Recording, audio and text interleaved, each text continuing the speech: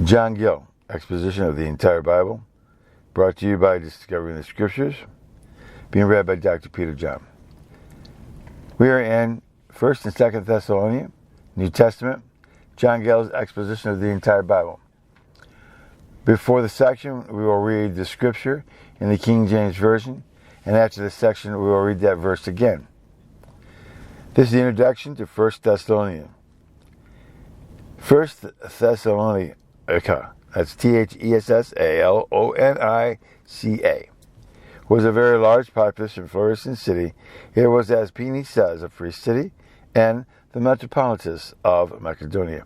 It was formerly called Hellas, Halis, and had the name of Thessalonica, given it by Philip, king of Macedon, on account of his conquest of Thessalia, which this name signifies, and some say he gave this name to his daughter of his on this occasion, who afterwards the wife of Cassander, who others say call this place by his wife's name, which before was Therme, Therme. Its name with the Italians is Salonichi, and is now in the hands of the Turks, as all Greece is. Here the Apostle Paul came after he had been at Philippi and stayed about 3 weeks and preached every Sabbath day. Footnote from the reader, Sabbath day was Friday night going into Saturday night, sunset to sunset, end of the footnote. And his ministry was blessed to the conversion of some Jews, a multitude of devout Greeks, and many of the chief women of that place, which laid the foundation of a gospel church, to which the apostle wrote this epistle, and as the first of all epistles he wrote.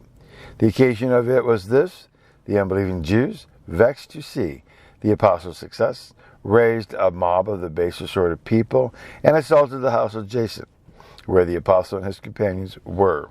But Paul and Silas were sent away by night to Berea, Berea, which the rebel, understanding, followed them thither, when Paul was sent as if he was going to the sea, but was conducted by the brethren to Athens, who gave orders that Silas and Timothy should come to him with all speed, as they did.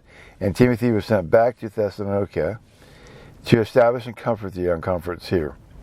And returning with good news of their faith and charity to the apostle at Corinth, he sent them from thence this epistle, and not from Athens, as some have thought, the design of which is to encourage them under their afflictions and sufferings, to exhort them to stand fast in the Lord, to abide by his truths and ordinances, and to live a holy life and conversation, and to regard the several duties of religion towards God and one another, and those that were set over them.